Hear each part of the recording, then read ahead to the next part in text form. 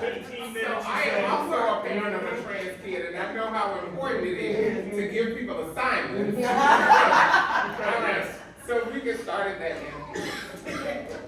Good afternoon, everyone. I'm Keisha Michaels. My family and I live in the DC suburbs in Maryland, and it's really great to be here. We have 2 children. We have one cisgender boy who is finishing college, and then we have a trans girl who is about to start college. So it's really a pleasure to be here. I'm very honored to have been asked. Thank you. Hi, good afternoon, everyone. My name is Ngozi Nnaji. I am the mother of maybe a familiar name, but Andrea Yearwood. She is my only daughter, my trans daughter. I have 3 cis sons that sit under her. So she is Queen Bee by all strength of the imagination. She is a junior at North Carolina Central University. And so definitely I am happy to be here and share our experience together. Hello, everyone. Stephen Chikumba, part-time timer. My pronouns are he, him, his. I am the father of 4, the third of whom is a child of transgender identity. He is a junior in high school, like a 4.5 GPA. He's currently not here because he's at the New Jersey Governor STEM final program. He's been doing that for 6 months because he was one of 128 New Jersey Scholars selected. Come on, Dad.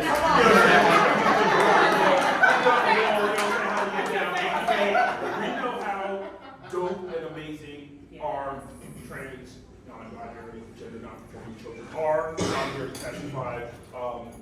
And yeah, we're going to pass the time. Awesome. My name is Sonia Murphy. I also live in the DMV area. I am a mommy and auntie. I have a bisexual daughter who is 20. I have a 17-year-old transgender nephew, and I have a 14-year-old cis daughter. Thrilled to be with you. I work for the Department of Justice. I am a trial attorney for the Department of Justice, so I just want to share that my views are mine and mine alone. I don't speak on behalf of the administration, though advocacy is in my blood. Advocating for our kids, for human rights, for social rights is absolutely what I do, both personally and professionally. And so I'm thrilled to be here and to talk with all of you about raising our kids, our dope, dynamic babies. Wonderful, thank you all. So you all have gotten your disclaimer, your official disclaimer from the government. Govern yourselves accordingly. And what we're going to do is we're going to get into it. There will be some times when I will ask a question directed at 1, 2, 3, or all 4 parents. I got this. Okay. You got this. And there will be some times when we want one of you perhaps to respond to a question, all right? Stephen, again, is going to keep us on track. But the first question I really wanted each of you to take a stab at. All right, so what does it mean to be a Black parent in America right now? I know that each of you has a kid, at least one kid in school.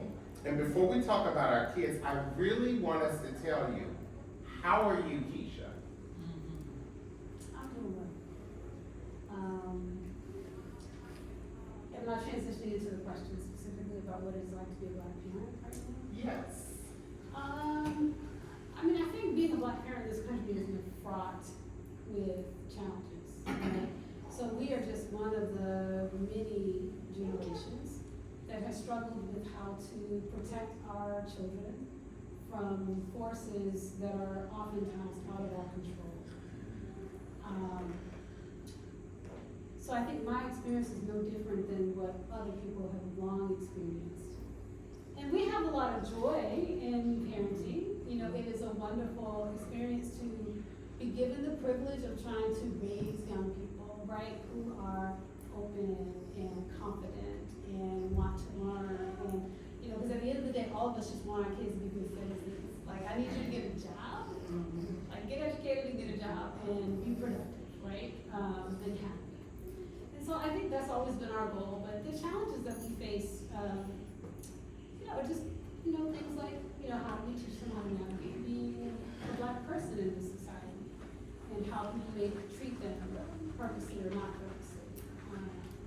So I think, yeah, I think the journey has been one that I've only been a Black person, so I I can just say that being a Black parent is the only thing I know, right? And so I've just incorporated, I think, those things that I've learned as an individual into lessons as much as I possibly could for the kids so that they can really thrive. How do they thrive? And that's going to be Thank you, thank you. So, in full disclosure, I met Andrea. You and my daughter. I have. Who is she on? Oh, my sister. Yes. My sister.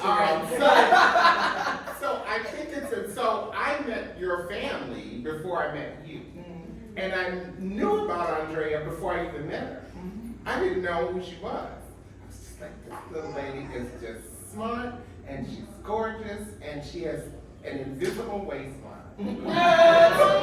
She didn't get that But what I was most surprised, definitely snatched. But what I was most impressed by is how assuming and normal she was. So, before we talk about her, how are you? I'm good.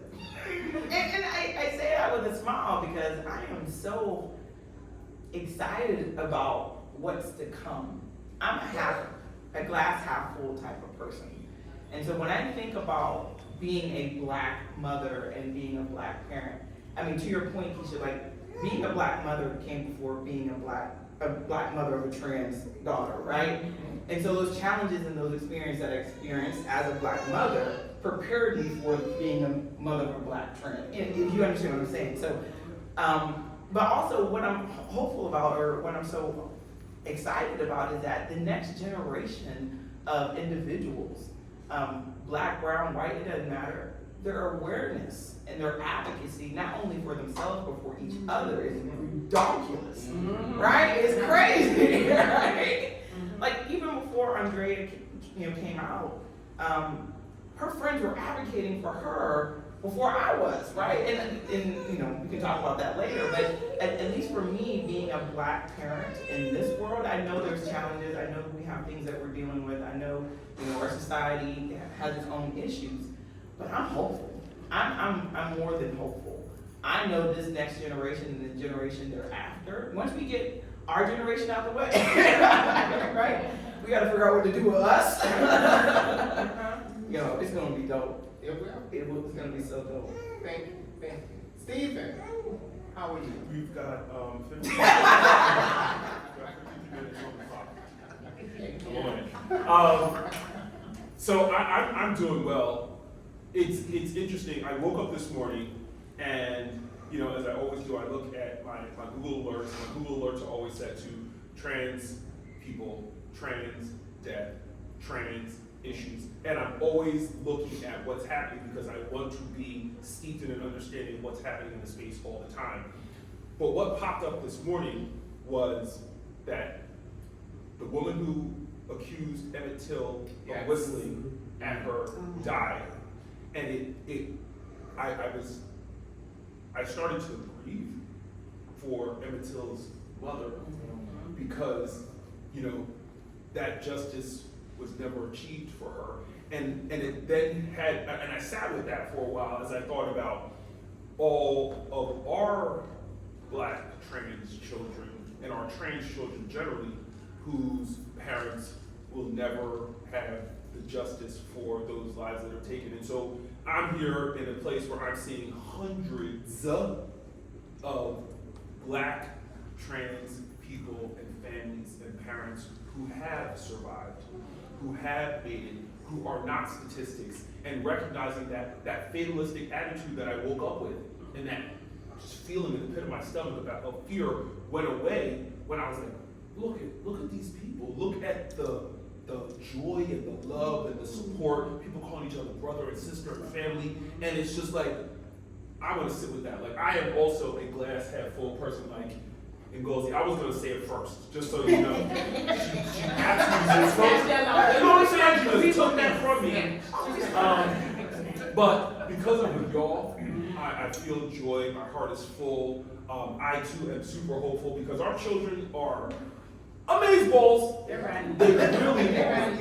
really doing it. They're coming into their own. They're finding their voices. They're taking up space.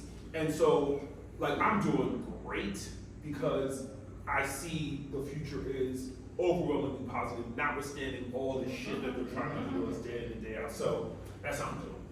Thank you, and I will offer that you also add Transgender to your Google alerts. Come on, Because trauma-born is a real thing. So we're clear, I do have that. I do have that one too. I just did, that wasn't what got me to that. It wasn't the story, it wasn't the story. Part of the narrative. Of my introduction. Perfect, thank you very much. Thank you. She taking notes. How are you right now? Same. I'm good. I am good. Life is life, right? Life is life for all of us. But I too am very hopeful, and I'm so proud of our kids. They are so resilient. They are so strong. They are smart. And I agree, once we get out the way, and this next generation is like kicking doors. They are turning up. They are taking no prisoners. And it's happening now. Like our kids, my kid's 17, registered to vote, like they ready. They ready. They ready. So, now they get their license at 16, they're checking the I want to vote box, and by 18, like they are ready. And so, we gotta get behind them, but and really move out of the way. They're ready. We do. So why are you here? So I am here, just as you just described, right? The joy of seeing so many people, Black trans folks, parents like us. Every time I'm around my co-parents, it's fuel for me. I leave stronger, I leave more encouraged, and I'm ready for the race, right? I'm a glass half full person too, but it's hard to maintain that positive energy alone all the time. And so sometimes in my own little world, it feels exhausting to be fighting so much all the time. And we've talked about this, I feel like I'm a shield for my kids. They're all behind me and I'm ready, but that's exhausting. And when I am around all of you, I get a little more to go back and keep at it, a little more fuel. So that's why I'm here, right? To meet people, to get refueled, to be fueled. I say all the time, we talked about the statistics earlier, we talk about transgender, we also talk about suicide, we talk about the deaths. We know that having an affirming adult in your life is a lifesaver. We know that, right? So I'm here because I am an affirming adult. I am willing to be anybody's affirming adult, and I'm willing to teach anybody who wants to know how to be an affirming adult, how I think I can help them be an affirming adult, right? It's about saving lives, literally about saving lives. Thank you. So you brought in a word from, we had a few questions that we wrote down, just kind of guiding questions. So I would like you, Ngozi, tell us, what do the words affirmation or affirm and support mean to you? Okay, so I wasn't ready for that question, but It was in your email. I know. But I was like, she ain't gonna ask me that. She gonna speak. Why she talking? No, but I say that because I do think affirmation and support takes different forms. And so I'm gonna go a little off script here because the work that I do as a professional is around creating equitable opportunities for people. I'm in the insurance industry, and so when we talk about marginalized groups, right, we're talking about the whole spectrum, right, all the demographics. And so when I hear the word affirm and support, or affirmation and support, it's about understanding what people need, when they need it, how they need it, right, and making sure, affirming, getting that affirmation back from them, yep, you're right, that's what I need and that's how I need it. And so for me, when I think about my daughter and her experience, right, it was always about, okay, I'm not gonna assume what you need, right? But you tell me what you need and you tell me how you want me to show up, I'm there and I'm doing it. So for me, it's about just making sure I'm checking in and not making those assumptions and having her or whoever tell me this is what I need from you. And then also communicating whether I can deliver or not, right? Because the last thing you want to do is support in a way that's not, meaningful for them. And so I always want to make sure that, I can do it, I'm capable of doing it before actually doing it, and then boom, doing it. I mean, not just do it. Someone said that earlier. Stripes over checks. Oh, okay. Stripes over checks. Keisha, why are you here? In this room, Why are you here? so I'm here because, okay, so I have been blessed to be a better person because of my children. I am a different person because of my children, both of them. I would not have had the opportunity to grow, even in my capacity to support a person, without them. And so I'm here largely for that reason, that if I can maybe have another parent, right, or another trans person who's also a parent, or maybe not, right, just anyone who is in need of support, or just needs community, right? Maybe they don't need anything from me, but just to be there. I'm here for that, actually. I just want to stand up and kind of put down the flag to say, I will be that adult, right? I will be that affirming adult. I will be, in that same paper that statistic comes from, there's actually a higher statistic of improvement in suicidality if they have an affirming peer. An affirming peer is more protective than an affirming adult. I couldn't believe it. I'll go back to the paper if I want. I'm happy to give you the original paper. But that's why I'm here. It's because it's not so that, you know, we all talk about this. You know, we will do this until we can't talk anymore, right? We will try to make space for our children so that they don't have to do it, right? They will have to fight without us at some point, you know, but we want to make a place or help create a space for them to thrive, right? We don't want our children to survive. We want them to thrive. I don't want them to have to consider, how do I just make it? No, we're doing better than make it. We want to do well. So that's why I'm in this space. See, that's the question I thought you were gonna give me. And She took her answer. That's what happened. That's what happened. Ngozi took my answer, and then she took Ngozi's answer. It's real tough. It's real tough. You should have put names on the question so you would know who's going I to don't answer. know, but I had a reason I wanted it. Do you mind if I just? No, I don't. Yeah, we want. Okay, listen now. You know how tall we know each other. And too much time. Too much time together. Too much time Okay, we got because time. look, when I was asked, right, at HRC to be here, right, like and this might sound a little cocky, a little bad, but I'm just gonna say it. Like, I do speaking engagements all the time just because professionally that's what I do. So the need to do a speaking engagement wasn't necessarily what I was here for. I was here because I just wanted to see. Right? I live in Connecticut, and my daughter, in her friend group and in our sort of community, there aren't any Black trans people. So I needed to see, right? And be able to show the world that we all exist. So for me, it was about, I was like, I don't even care if I sit in a corner and I scope out everybody, stalk everybody all day. All I wanted to do was see and visually confirm that Black trans people are out here, non-binary, gender non-conforming, whatever, you know, the title, like, Can I jump in? Because she is not even lying. We came in, she was the first person I saw, and we were sitting, and they were like, we were like, can we take your picture? And they were like, no. And the one person like leaned down. We were like, no. All of you. We wanted to, like, we're gonna go back to our respective points of origin and be like, look.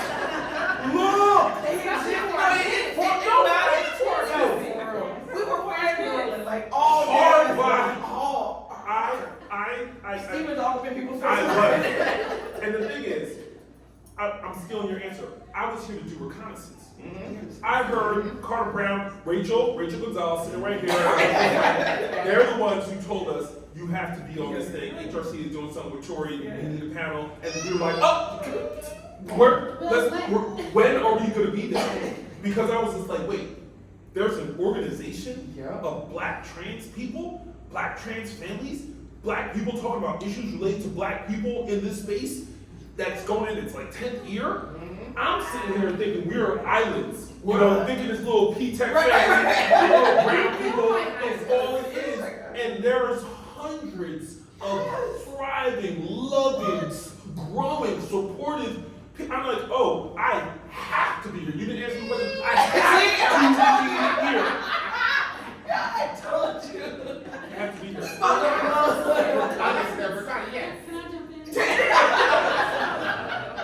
I'm so glad that they verbalized this because I actually did not anticipate the response that I had when I walked in. We freaking love you. So no, not the response of people to me. Oh, I your anticipate response. my Yes. own response. When I walked in and I was like, oh my God, this is just so beautiful. Yeah. And I just wanted my daughter. I was like, Yep. where's my child? Mhm. Because That's why we're taking my child needs to be here, Yeah. to be a part of this experience of being Black, trans, and the majority in the room. Here. Here. Girl. The majority. In the majority group. That part. That part. I'm not, that's right. I love that. Because it's so rarely happens. So rarely happens. Understanding that not everybody in this room is Black. Right. And that's okay. We welcome you too. Yeah. But with that being said, we are Black people and we want to talk about Black experiences because it is very rare that we are the majority in the room. Yes. And therefore our issues are never prioritized in the way that they need to be. Always. And we can't talk about, and we're not going to bring down the room, but we can't talk about trans deaths without talking about Black trans women who are being killed at rates that are absolutely astonishing. We can't talk about equity without talking about the fact that we're Black before we identify as anything else. And we live in a country that penalizes us for simply being Black. Oh, speak, y'all, speak. So Keisha and I almost had church over there before you all got in the room when we talked about redlining. We talked about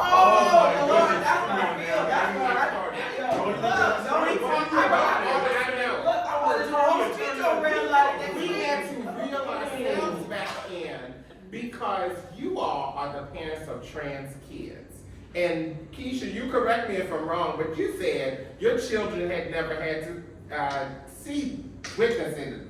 To actually see redlining. And I challenged her that they have. They have. We just didn't call it that. Because what happened, and I said to her, I said, you all have bought a house since your kids were born. And you probably live in a neighborhood where most of the people in your neighborhood look just like you. And I recounted when I went to buy my house, my realtor took me to all Black neighborhoods. I was like, I don't need to live with all Black. I mean, it's cool, but I don't need to. It's a little heavier. But what was happening is we were living through redlining. Who here has not heard of the term redlining? We did a whole class. Come on, give him a 30-second.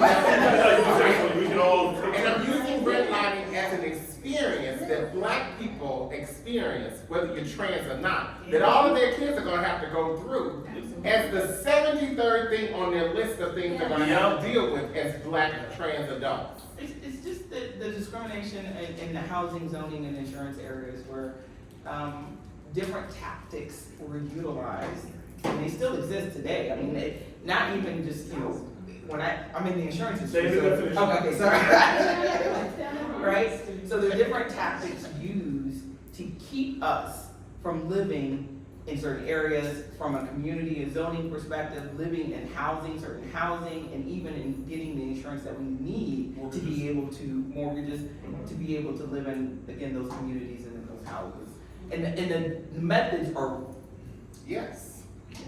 Institutionalized, Yes. systemic methods to prevent people of color from living wherever they wanted to live because they were people of color. Correct. That has been going on for decades Yes. at this point. From the Homestead Act, centuries. from the Homestead Act, when you were first Yes. being given property to go to the Midwest, no Black people were getting over those things. Correct.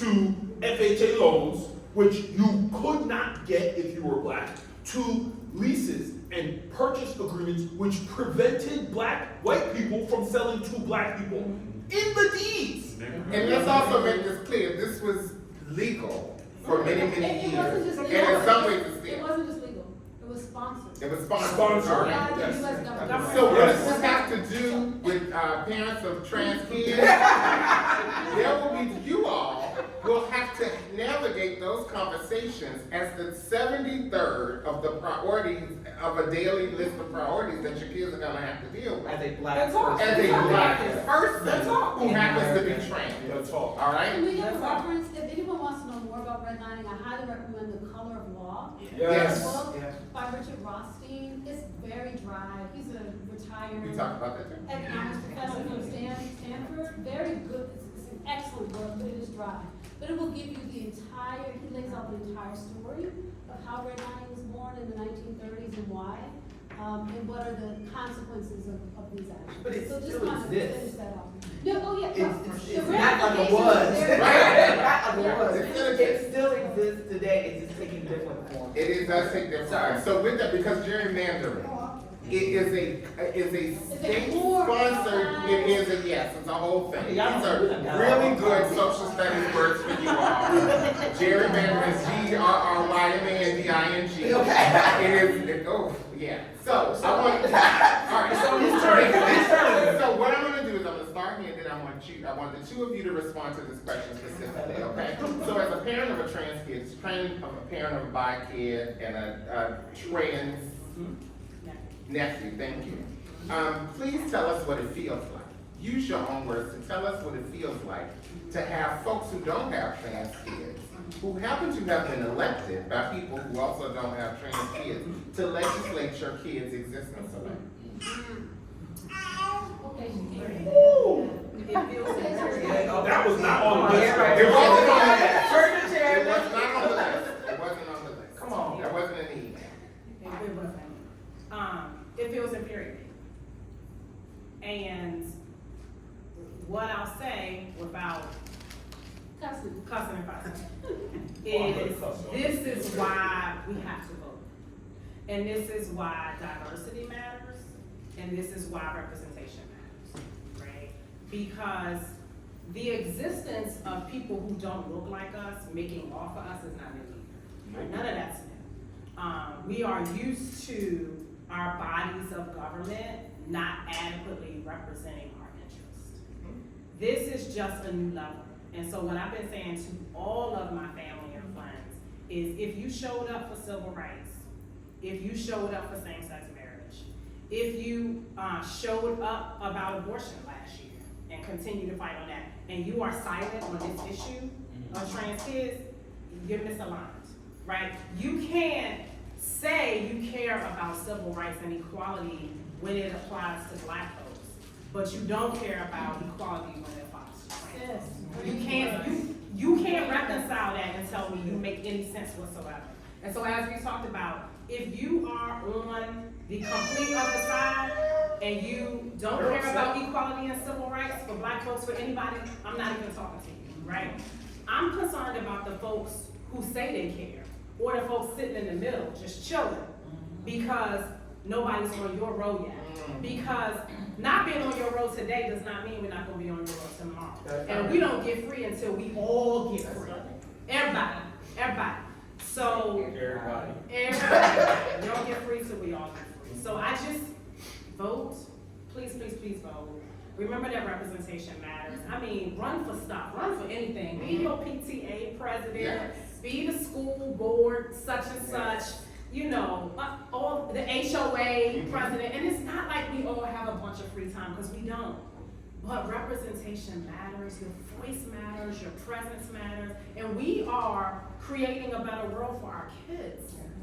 And to do that, we gotta show up and be in the door, be at the table. Because as you said, people are making decisions about our kids and we're not at the table. We're not providing a voice to that. They're just doing it with no understanding and knowledge. So I know that went far left. That was good. Yes, That's good. Before you get started, so I would like to take a point of privilege here. So I would like, for those who can, if you were assigned male at birth, please stand up. Me too, yeah, me too. All right, so, if you were assigned male at birth and are white, please remain standing. Everybody else sit in. The Constitution was written to you.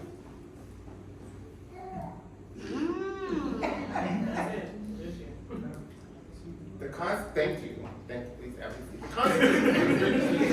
And so when we talk about legislature, what we're talking about is laws and policies, because those aren't necessarily the same thing, but laws and policies and even procedures we can include there. Yes, we should. From a document that was created for the purpose of him, that excluded every other person in this room.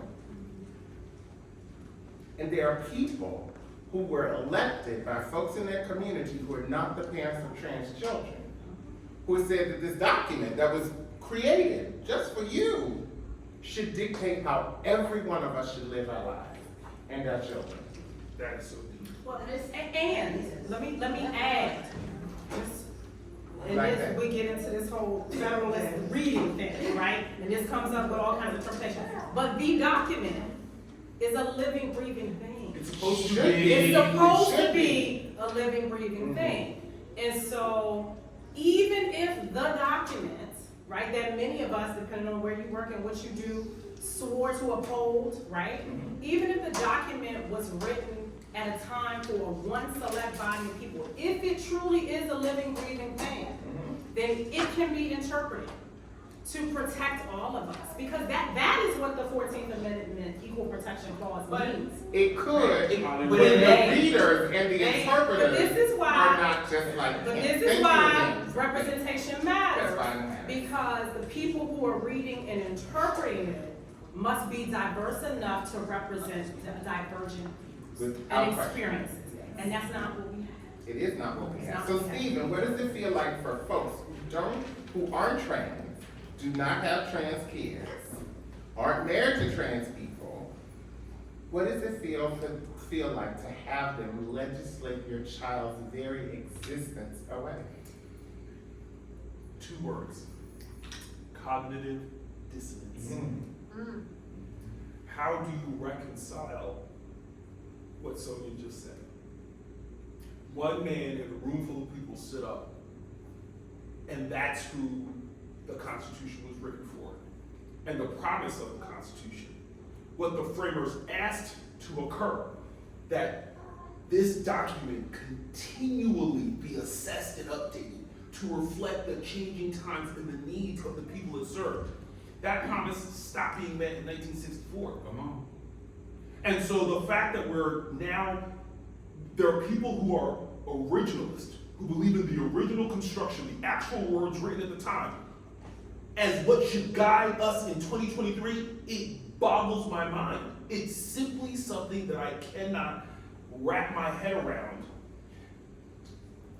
We were in the car coming from breakfast, and one of the conversations we were having was about the fact that we, Black people, shouldn't have to go to any capitol, any state house, any hearing committee meeting, and have to explain and express and fight for our right to be there. And more importantly, and this is the part that we had all fucked up, I'm saying, pardon my French, was that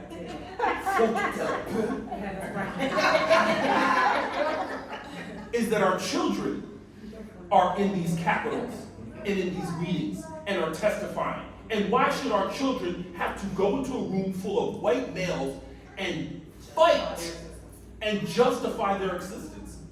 Like, how does that make sense to you?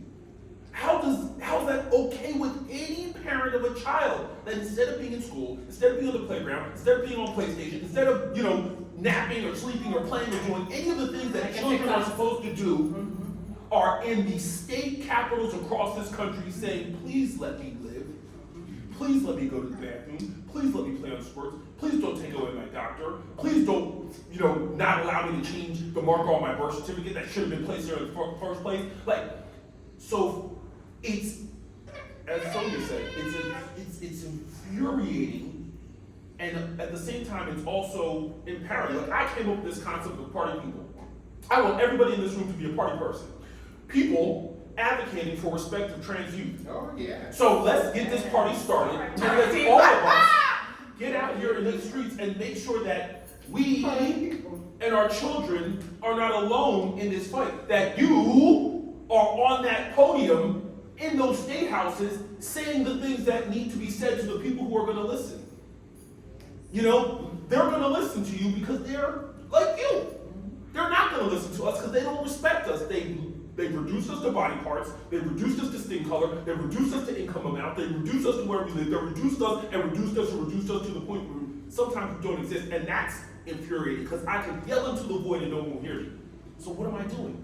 So if I can convince someone who has the capacity to change minds, to change hearts, to do so, well, that's what I'm going to do. And that's what we're all going to do, hence party people. Because let us all go out into this world. Let's leave here with the mission of changing hearts and minds of people who can actually change those efforts up in those halls. But if we could also change who's up in those halls, That part. if we could change those people who are up in those halls by making sure that we're educating our youth about the electoral process from the ground up, from the grassroots all the way to the halls of justice, the Supreme Court, then we can replace the old stodgy white dudes for whom the Constitution was written with people who reflect the actual tone and tenor of the country. Can I just also add, this is a complicated. Yes, yes. It's complicated, because this is not just a race issue, right? We are facing challenges from within. We have work within our communities. And so, there are a lot of fronts to this. Yes, right? absolutely. So we have to deal with, people who may not be able to see us because of our skin color. But we also internally have to deal with people who may not see our children because they are trans. Yeah, for sure. People who share us, still may not see our children because That's my point. That's my entire point. So the challenges, I think not the duality, but the multifaceted nature of our challenges, I think make them sometimes unique for, a unique experience. It's a unique lens that we bring, that we, counter all of these things. And, talking to someone who's an adult, who is a Black trans person, I feel like Tori, you and other people are the authority on this whole intersectionality, right? Of saying, well, when I'm in a Black space, am I going to be accepted because I am trans? And these are the things we're trying to learn and try to equip our children to deal with, right? It's like, okay, so who are the people who master this? Like, how can, they learn, how can they teach our children? And how can we help fight with this duality of, existence? So I just wanted to add that piece. That's important. This is the lens that we have to struggle with. That's important, and it's funny because in the car we were also talking about the fact that you are a person who is navigating these spaces effectively. Like the fact that you're at the epicenter of HRC and you're driving movements like this. You've learned how to be the spook who sat by the door and actually create change from within. You know what I'm saying? Because for a long time, Black trans people were not on the insides of any places of power. And now we are. And not only are we here, but we're also trying to dictate how things go, where we should put our resources, who we should support and who we shouldn't support, why these things are important. And so for us, like Keisha said, we need to learn from our elders who are in these spaces, who walk the walk, whose feet are calloused from those journeys, and understand the knowledge and support that we can give them and what we can take from that to apply to what we need to do for the rest of the community. And I come to the table with having a lot of privilege, a lot, which I do not take for granted. I share more now than I did when I was younger. I went to seminary school not because I was called to be a clergy person, but because I had a relationship with God, and seminary affirmed my transness. I didn't have to be out. I never disclosed at seminary. They just thought I was a tall woman with a deep voice, and they were right. And they were right. You don't expect a trans person to be in seminary, so no one ever questioned it. And because I didn't have to go in as a tokenized trans person, I got to ask questions and get information as everyone else did Yes. without an agenda. And I promise you, in ways that most people never understand, it affirms everything about my relationship with God that I needed to know. Everybody doesn't have the privilege of college educated, come from a two-parent household. Everybody doesn't experience that. Bringing it back to you all are providing a level of support to your children that many of their trans and non-binary peers don't get to experience. So hearing from Ngozi and hearing from Sonia, I want you all to talk as mothers, just for a minute. All right? I brought tissues if you need them. I don't get my shot until next week, so I might. All right? But I want you all to talk as mothers, specifically. You are Black mothers who have to navigate and disseminate and also weed through information that's relevant to your child's upbringing. You can't feed your kid everything. How do you handle that? So a couple of different ways, so I'm very much, again, as we talk about being a parent, I don't ever stop being a Black mother. Ever. Whether you trans, cis, or what, I'm gonna be your Black mother. And so that comes with the drama, that comes with being in your business. Come on now, all of it. Right? But also that comes with teaching you how to think. To me, that's so critical about teaching our how to think, right? Because part of that, one, balancing the duality between Black and being trans is understanding, what you're navigating through, right? And being able to appreciate and understand the world in which you live, right? And understand that when you step out of my house, right, the world is not going to treat you the way I am going to treat you, and you just need to be able to process that. So if I don't teach you how to think first, then you're not going to be able to deal with that. And that means thinking about your emotions and how you deal with them, and when you show up and how you show up and where you show up. And so with Andrea, it's always been a conversation about, let's talk through your thinking process. Let's talk through your emotions. Let's talk through that, because again, when you're not with me, you won't have to process that all on your own. And so again, as a Black mother, you won't do as I say, not right? But when I'm not there to tell you what to do and tell you what to say, I need you to function on your own. But I just wanted to also make this reference to kind of the community thing. I struggle with that, because I do believe a lot of what we think and know as Black people is not inherent to who we are as Black people. Right? Because remember, we came over here to show, right? So culturally speaking, right, some of these things that we embody as who we are as a people are not necessarily of us. And so when I think about African culture and where we came from,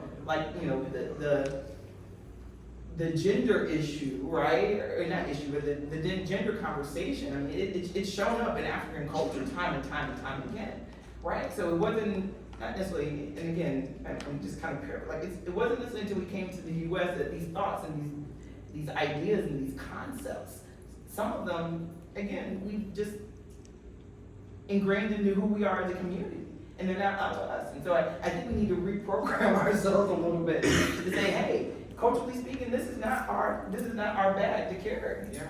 This is not our bag to carry. And so again, but that goes with educating our sisters and our brothers to be like, okay, let me take you back. Now, not take you back to slavery. Let's take you back to pre-slavery, right?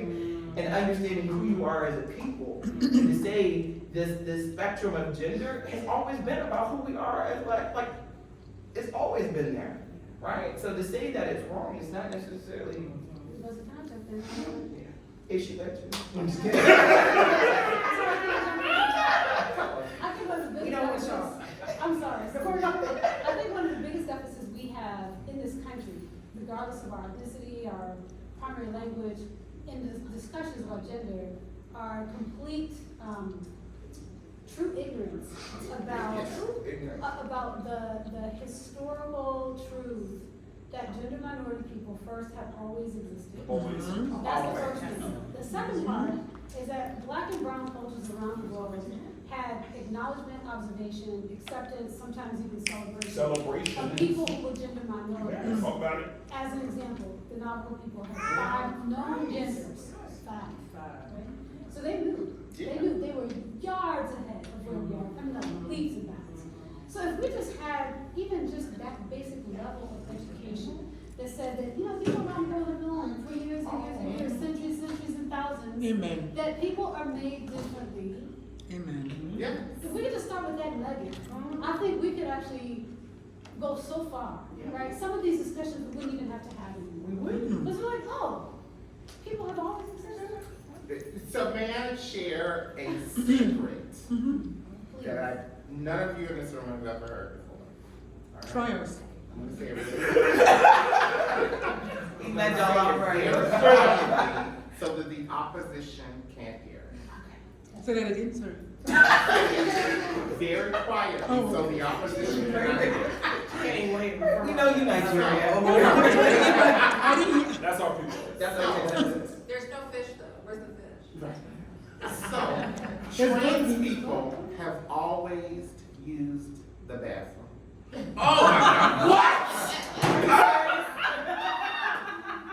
Are you serious? There has never not been a time in history that trans people didn't use the bathroom. Tori, It You're became an lying. issue. You're lying. It's not credible. You're lying. Such things. It became an issue during the last Goodness, state your source. Cite your It source. became an issue during the last No way. It never happened before. No way. Never.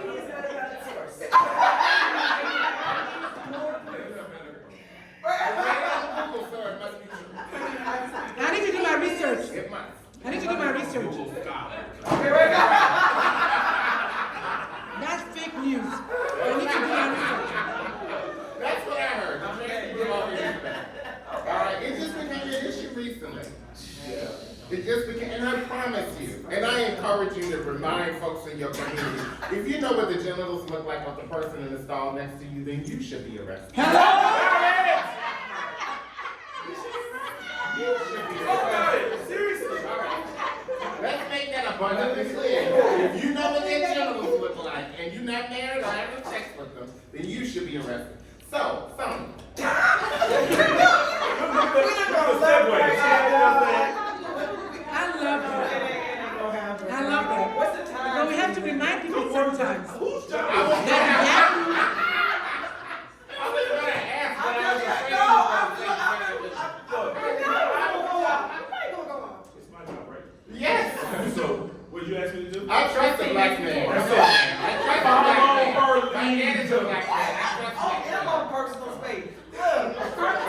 So my answer to that parenting question, Yes. specifically relates to that, and that is that I am now raising a black man. Yes. And She didn't hit on that, oh my God. that is different after 2020. So further to what I said earlier, I didn't mention it, but if you stood up and you marched for George Floyd, and you've been quiet on this issue with respect to trans youth, you're missing something. It's all related. And so for me, as I said, I've got a bisexual daughter, I've got a 14-year-old cis daughter, and then I've got my trans nephew. And as much as I want to say, we just talk about equality, right? There is a level of fear when he walks out the door that does not exist. Every day. And I'm being real with you. It does not exist for my girls. And so the rules are different, because I'm a black mom. You can't wear a hoodie. Sorry. You can't go over the little white girl's house that you just asked me. Come on. Absolutely not. And yes, your sister's kingdom. Yes. But you can't. And there are just some things So, that kick in when you are raising a black boy after that last are week. different. After last week. And I will You stand can't even make for a that U-turn. all day. All day. Shout. I just had that conversation with my son I need yesterday. you to come home a lot.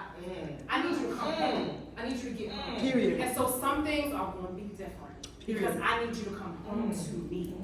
Period. And it's going to look different. So Period. that, When they leave the house, it's just different. I worry about my girls. Yes, Yes. they got some rules and stuff in place too. But when I tell you it hits different, Go all the way. it hits. All Thank the you, way. thank you. And Take there will several be seats. some time, well, not sometimes, so we're black people. And we're raising black children. And for folks who are not black in the room, we talk a lot about race.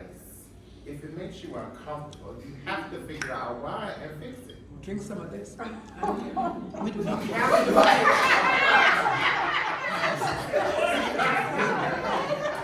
have to, because we live in a world, we live in a society that we didn't create. We have to deal with issues of racism that we didn't create. Every day. My nephew just got his driver's license. No, It's over. I am literally terrified.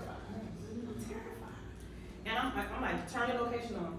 Oh, You know, That's turn your location on. Me not knowing where you are is unacceptable. Yes. Unacceptable. I will immediately shut down everybody's Wi-Fi. You know, that's how you get people comfortable. They be like, no, my phone don't work. You know, and then I will turn off service in a heartbeat. And everybody run home. My phone don't work.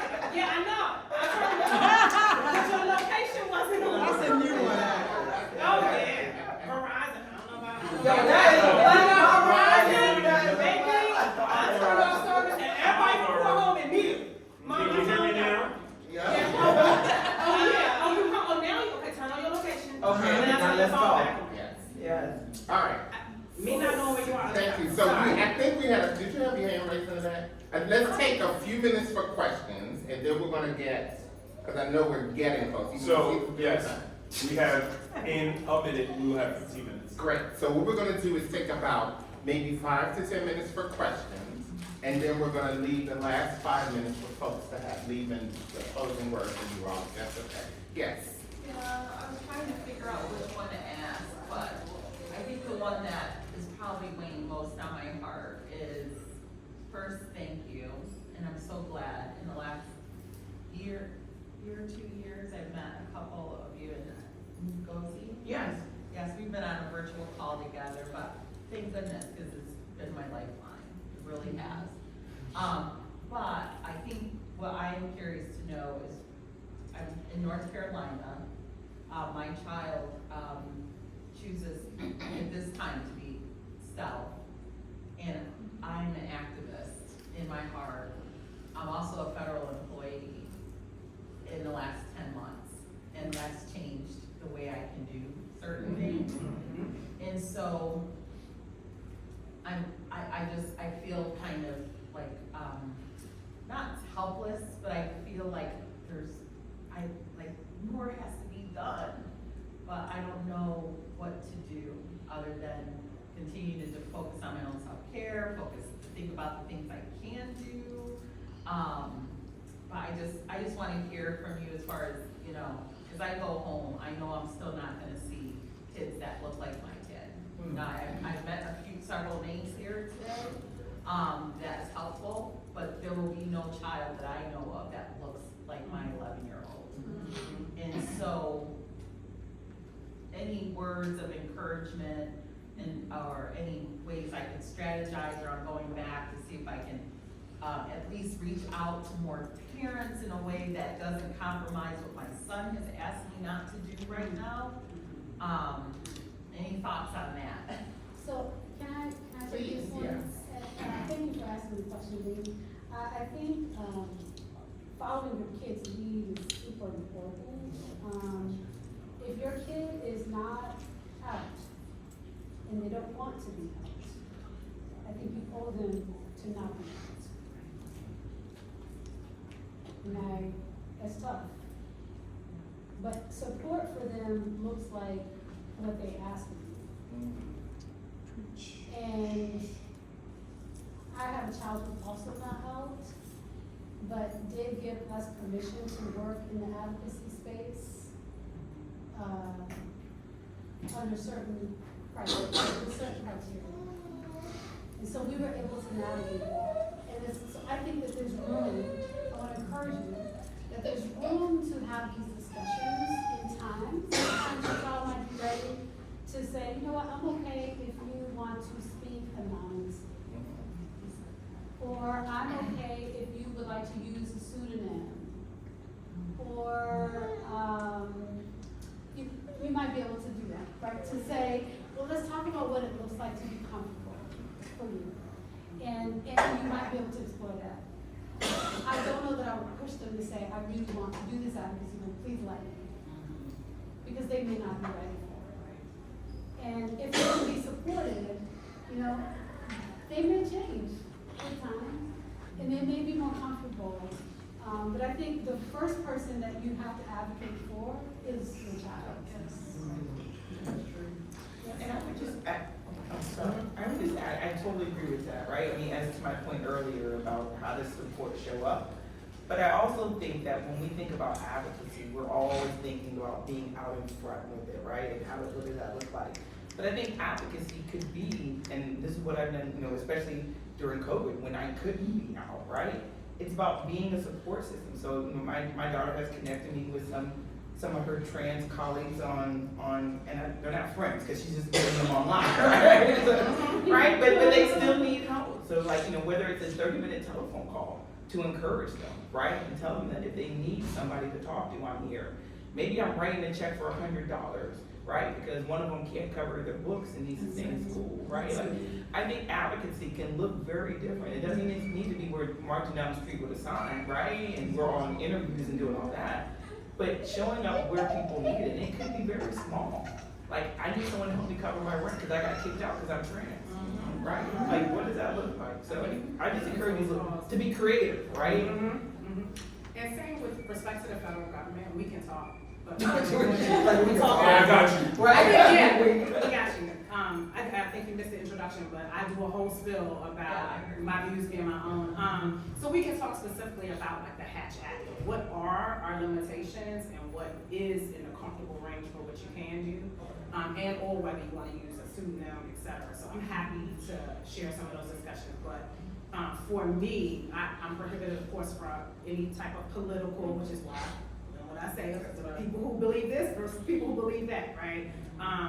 And so I think a lot of times it gets muddy because these issues have become politicized, but they really are not political issues, right? The things that we are talking about in terms of what our kids being treated equally, et cetera, is not a political issue. You are not taking a political stance by saying protect trans kids. So we can talk in more detail, I think, you know, just aside about that, but there are some ways to work around and still be safe and protect them. We gotta feed these kids. At the end of the day, I tell them, y'all wanna eat, right? Y'all like my paycheck. So we wanna make sure we work within a zone where the paycheck will still come. So we know that's important. And then I have a hand here. I don't have a question. I want to piggyback on what there's a little bit. Okay, all right. And so let me give you all the order so you all are aware as well. Here, here, then here. But let's get your piggyback real quick. It's a very quick piggyback, and I know the person that's asking the question, but I also know that another way to be an ally is to just be a general ally. You don't have to say, because my child is trans, that's the next level. You can just be an ally for the community, because I have a family member who is trans. If they ask you, if you feel it's even necessary, just like you said, allyship has different ways, but one of them could just be an ally, period. Like your child sees you act more than they see you talk.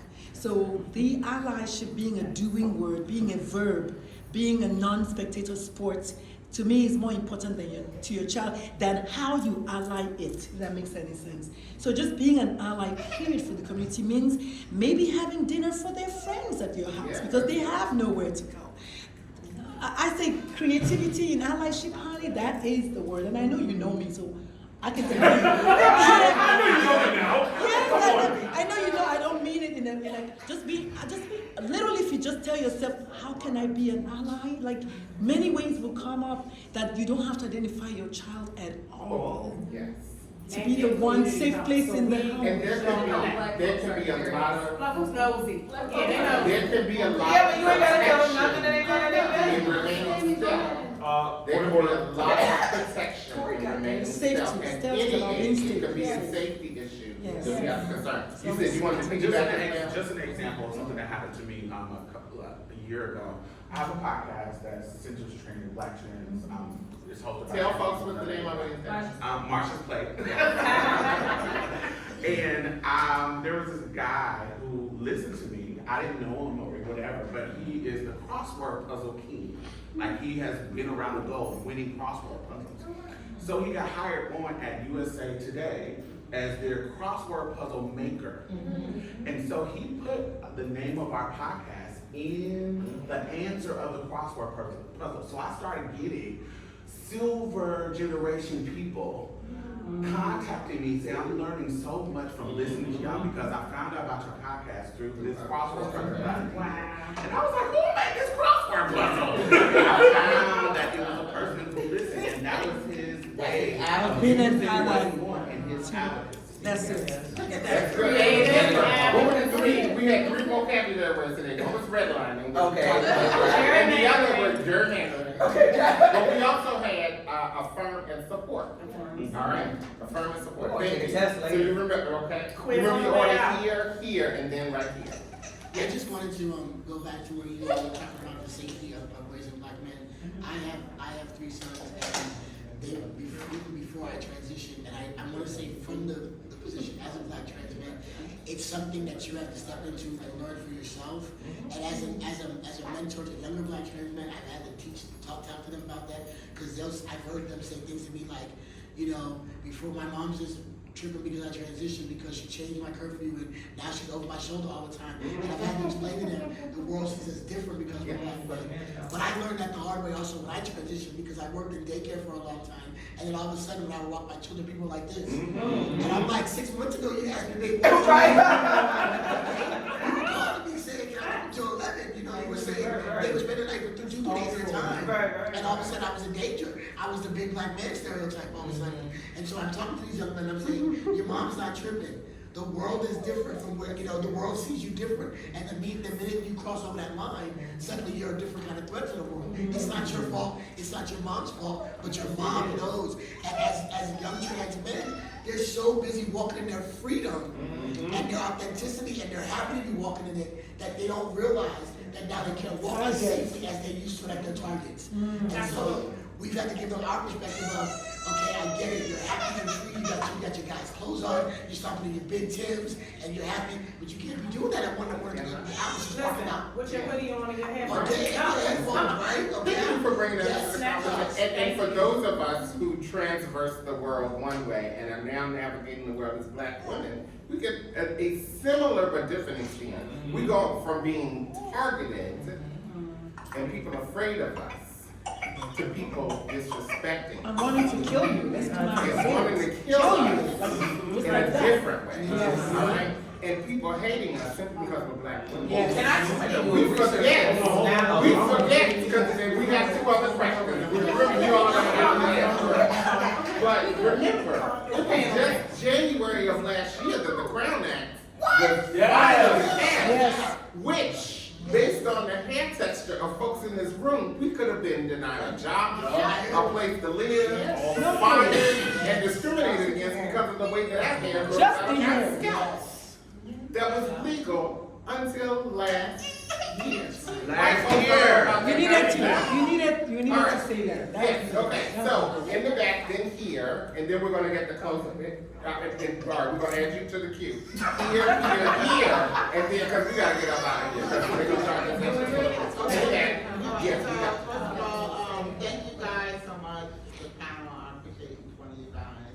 It was very uplifting, inspiring, encouraging. I am my child's biggest cheerleader. I'm hers. His support, all of that.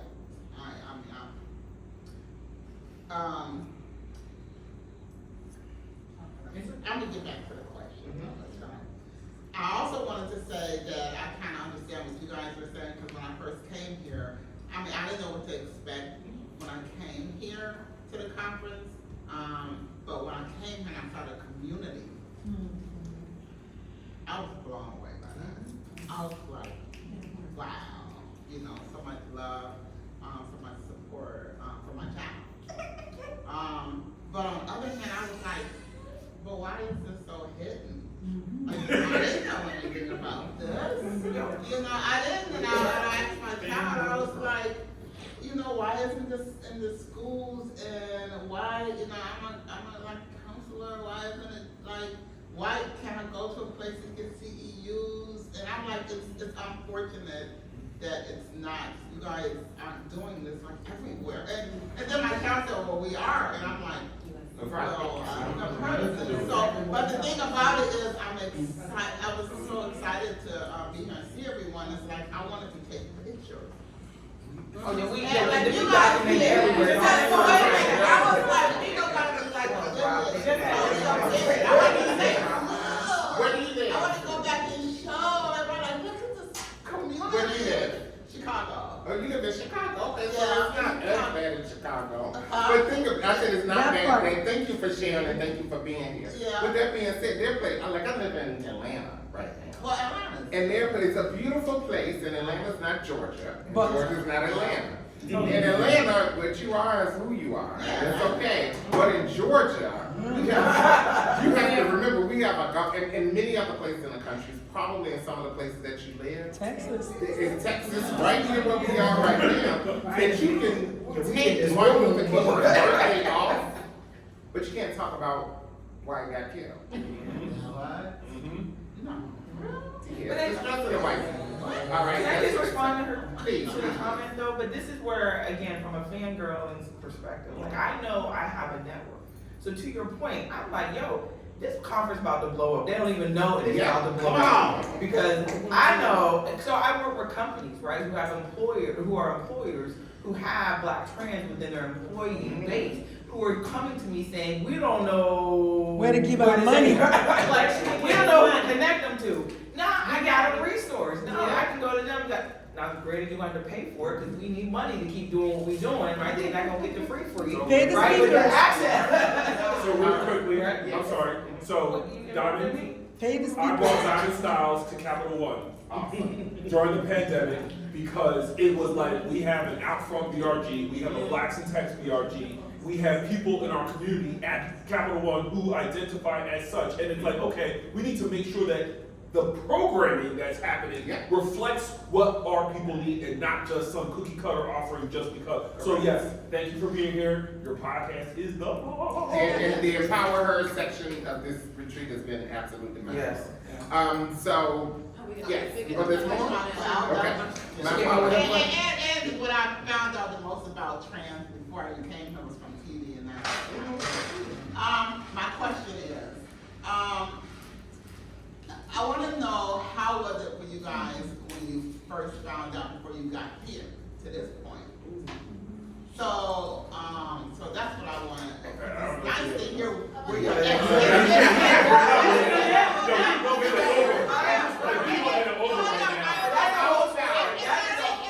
It's really important for me to know that.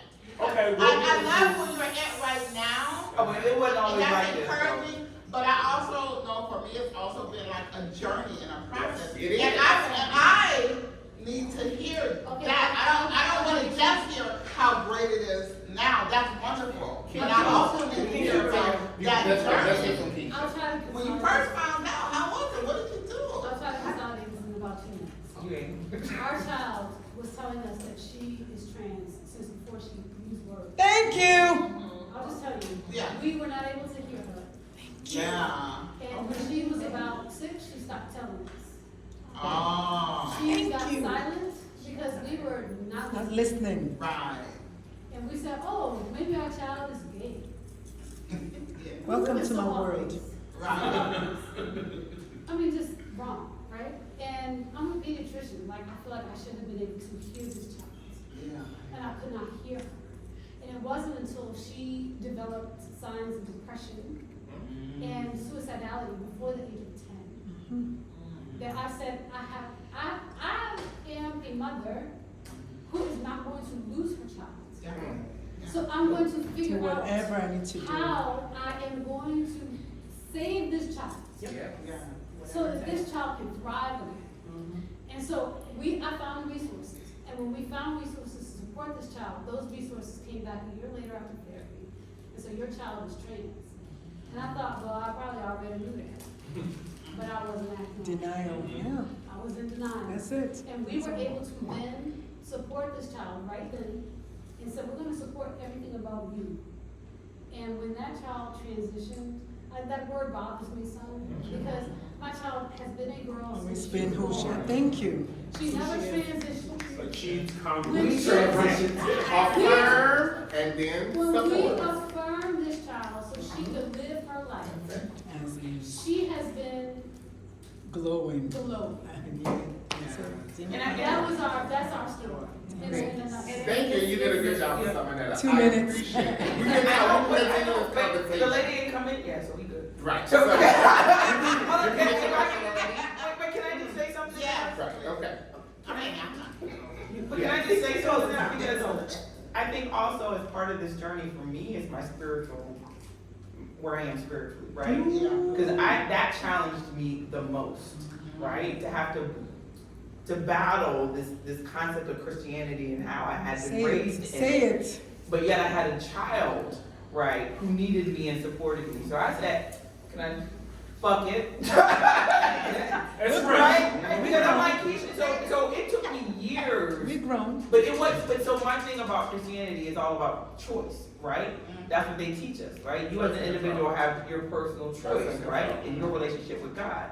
So I had to personally deal with the fact that I could not control my daughter's relationship with God. Like I could not, force her, right, to live in a world and live in a spiritual or religion that, she did not accept. She had to develop her own relationship with God. And so I had to first internalize all of that. For 2 years, I internalized that because I wasn't going to allow my views, my issues, impact her ability to thrive. Amen. Right? So it took me a while, but I would encourage you to go to therapy yourself. As a parent, I had to go to therapy. And it's ironic, and we talk about the education and the ignorance. Excuse the way I put this, some white lady therapist with a PhD had to tell me my daughter was trans. I'm upset about that. I mean, not in a bad way. You hear what I'm saying? You know what I mean? Like, I didn't have the word. I didn't even know what trans was. And I'm an educated, person. And so the fact that in my community, all we knew was gay and lesbian, and we didn't know all again, excuse me, for this other alphabet, right? Like, it infuriated me. So, I mean, I would say that one, if you therapy for yourself, right? So you can deal with it, right? It's tremendously Therapy is helpful, tremendously helpful. right? And thank you. As we get to our closing, Oh. I'll share with you all, I know we got one here. Okay. I will share with you all a God story also. Okay. All right? Yes. How do you guys deal with like the anti-LGBTQ stuff, like with your child? Like, how do if like a good example is like when I went to 8th grade, I was talking and I was excited. I was like, oh my god, I got a girlfriend! I'm so happy. And I'm excited. And they're like, you're one of them lesbian. Like, and I'm pansexual. And then for like a literal 2 weeks, they were like, I'm fork sexual. I'm spoon sexual. And I'm like, get creative. And then like after they found out that I was trans, they'd be like, my pronoun, I identify as a cat. Yeah. Meow. And like, once again, you guys are lacking creativity. Okay, so How do you guys deal with that kind of stuff? Like when your child comes home all upset because people are being bigots. Thank you. And your pronouns are he, they? He, they. Yep. Okay, so, college boy. First and foremost, the way you're thinking about it already is the right way to think about it. You do not owe any of them anything, and more importantly, you don't owe them any explanation for who you are, how you are, and what you want. Period. At the end of the day, you are miles above them in terms of how you're living, your spirit, your energy, your aura. You are just shining. They don't deserve your time and energy. And my thing is, as a black person walking through this life, I have had to deal with my fair share of adversity. And I'm telling you that I could give a good goddamn what anybody thinks. Full stop. And you should give a good goddamn what anybody thinks. Full stop. with the head shake, With the head shake, okay? You have family who love you accept you as you are. I'm sure you got the bomb friend group who loves you and accepts you as you are, and everybody else can kick rocks. And if you ever have an issue with any of those little imps, how did you work? I will come down and I will Luther all day long. And I got a sock full of batteries that I bring with me everywhere I go. So holla at you boys, if you ever need somebody to just stand behind you when they want to talk about four-sexual and cat-sexual, you want a cat fist-sexual? Okay?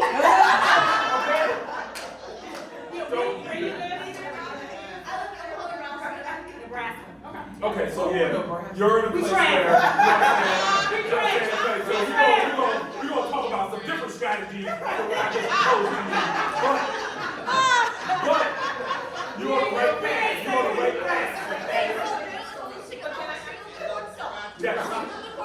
Yes, absolutely. But can I ask, how is the school addressing it?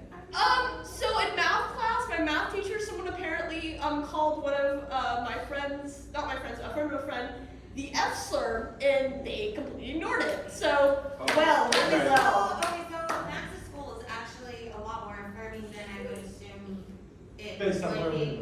It's a very predominantly white school district that Max goes to. We do live in Omaha, there are a lot more, it's unfortunate that that's the school that Max goes to, but that is a much bigger, we don't have the time. But they've actually I thought it would be a right to use Max's name, pronouns, to call us when there are issues. The principal calls us and has talked with us. Max is not somebody who's going to quietly. No, you don't say. That's hard. So Max, Will stand up for everyone else Good. and then stand up for themselves. So it's Go. learning to advocate for yourself is really where he's at we right love now. it. Max, how are you feeling? Tired. Tired. I mean, like, this has been going on for a long time. Like, people bark at me sometimes, and that's like kids, middle school. That's like a middle school kid's way of calling people gay, basically. Like, if someone goes like, "Arr, arr, arr," that they're calling you. It's like basically almost like, I don't know what to call it. It's derogatory, yeah. And like, and it's just, I have a club, and the sponsor of the club is my science teacher, Miss Hall. Miss Hall is an angel, a literal angel. She is so nice. I mean, like, and people like take advantage of her kindness. We all have the kids that bully me and bully my friends and all that. They're like, oh, she's so mean because they don't listen during her talks and all that. She like corrects them, and she's like, oh, she's so mean. I prefer Miss Hazel instead. Well, of course you do. She's the math teacher. Of course you do. Would you tell Miss Hall that she has a lot of fans across the country? Yes. I say we should have video. It's great. Not just study books and then Hi, Miss Hall. Okay, yeah. I commend you guys for being here. As I mentioned, like, I get fueled when we're together, and I think that attending conferences like this and getting around your peers and having this experience where you are surrounded by love sends you back more powerful. Yes. If that makes sense. You are going back more ready than ever to continue to deal with the level of immaturity it sounds like you're dealing with. Yeah. So I just encourage you to continue, and I commend you guys as parents to continue to show up in places where you will be fed and feel like you're being fed here, and hold on to that when you go back to the foolishness. Because we will then come together again and we refuel. And that's what we do. Like, we build each other up, we get energy from each other, and then we go back and we fight some more. I think the answer, I'm exhausted, is to say, look, we're all exhausted, right? But when we come together, we're able to feed off each other's energy, and now I'm more equipped. So when I go home, I can continue to fight. And so I hope that we are fueling you and giving you the energy and support that you need to continue to go back and deal with that level of immaturity, because that's what it is. And I also think that when you go to high school, and look, the pediatricians can speak to this in greater than I can, but there is a neurological development that happens between middle school and high school where your peers will be more mature. As Stephen said, you are worlds ahead of them, right? But the slow folks are gonna catch up. The zombies are growing up, and so when you get to high school, I think your peers will begin to catch up with you in terms of their level of maturity, and that'll be a beautiful thing. And another thing that I've come to realize, well, not realize, I know this for a fact, I've known this for a while, since they might be, like, they might actually be good at other stuff like math, they might be good at stuff like science, and still be bigots and all that. Yeah. But one thing I know for a fact is I know more about the Tulsa race riots than they know or than they ever care to know. I know more about the 1960s than they ever care to know. I know more about Black history than they will ever care to know, than they'll ever choose to. But the way this is going, they're going to start learning stuff like that. They're going to hate it, but hey, suck it up! Suck it up,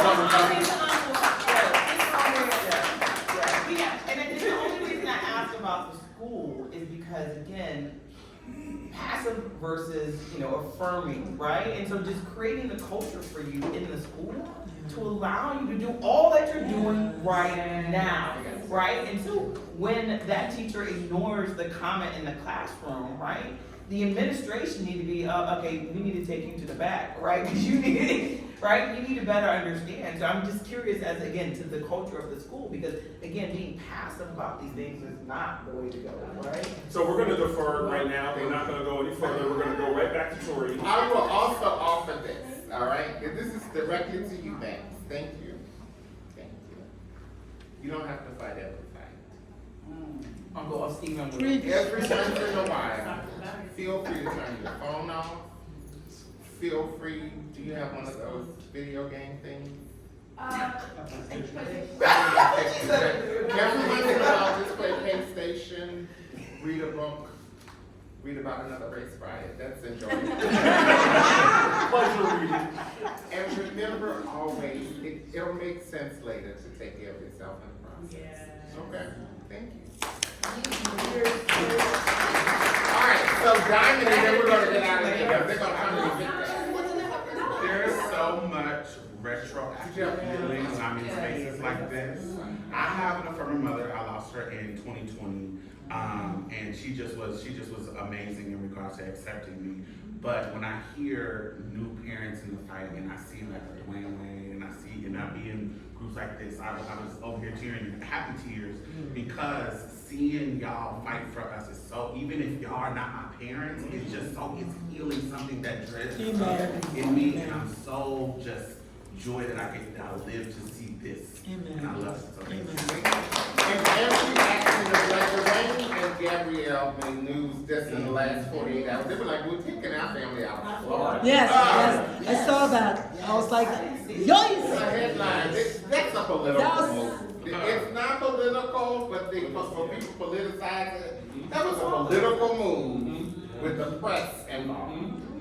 Love that. I was yes, happy and to then we're see going. I'm just gonna echo what Diamond was basically saying. I transitioned very early in life, and it just feels refreshing to see people accept their children without any. Accept their children with any condition. And see, I think for me when I was young, my mom, I come to realize I had to earn respect to get her respect. And as she got older and she started learning things about me, she did the same. So I appreciate you guys for not putting me through that turmoil, because that is hard and it's very lonely and it's not safe. Amen. And I'm a better parent because I have a child that's 2. Because I hear stories like this, because if my child tells me one day that they are or he is trans at this point, then it feels safe, you know what I'm saying? So I know what to do at a parent aspect. Amen. Thank you for that. All right. So, let's go down. I will let you all even choose your order. Let's give folks one final word today. Actually, you go last. You've been the least vocal of everybody. No. I feel like we'll go in the order that you Tori the boss. We're going to go in the order that you Your job is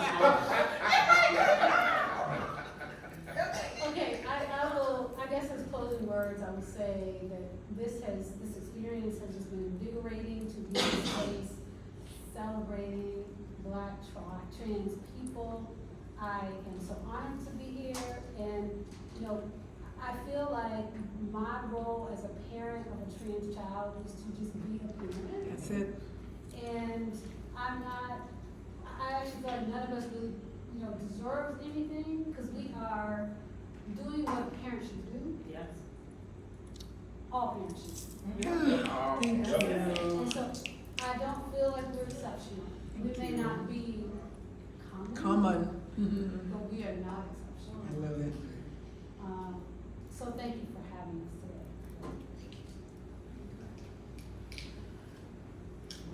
Ngozi? No, I'm here.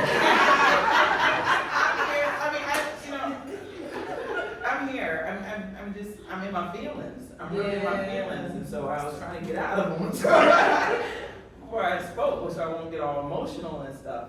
But this has been an experience, and I'm Just in case, JIC. But no, but I We're agree gonna with. take a picture. I think that was a great part, last words for this session, because again, I did a documentary with my daughter, and one of the things I was adamant about them keeping in the clip is that the world hears me say, what my daughter won't be is suicidal, what my daughter won't be is on drugs. She can be anything else, but these are the things she won't be. And as a parent, I mean, that's my job, whether she's trans or whether she's not. Like, that's just my job. Yep. So, Yeah. Unconditional love is what our children need. Period. And so, if you are a parent of a child, as Keisha said, trans or otherwise, you love your child unconditionally. That is all. That's where I echo it all. Thank you for having us. You all have fueled me and given me more energy to go back and to continue to fight. That's right. Unconditional love is right. Love without condition. This is not hard. It's really not. Say that again for those at the back. This is not hard. It's not hard. It's parenting. It's parenting. And listen, our children are who they are because we were chosen for such a time. Yeah. Talk about it. We were chosen to be their parents for such a time. And our children are fearfully and wonderfully made. They are perfect. Perfect. They are absolutely perfect as they are. All we have to do is love them. Yep. That's your job. That's it. You're getting some brownie points for being So, I said I'm gonna be one closing thing as well, so thank you all for being here. And this has to do with seminary. I have a grandmother, she's gone on to glory now. She was on a whole nother level of sanctification. In the family. We all had a grandmother. We call her super saved. Because that's where she lived and existed in this earthly realm on super saved. And I remember us being in the car together, and she said, I just don't understand. I don't understand all this and wearing dresses and this stuff. And I believe that it was God themselves in that moment that put these words on my tongue. So which man in the Bible wore pants? Woo! You've been watching me too much. You've been watching me too much. And with that, thank you all so much. You've been watching me too much.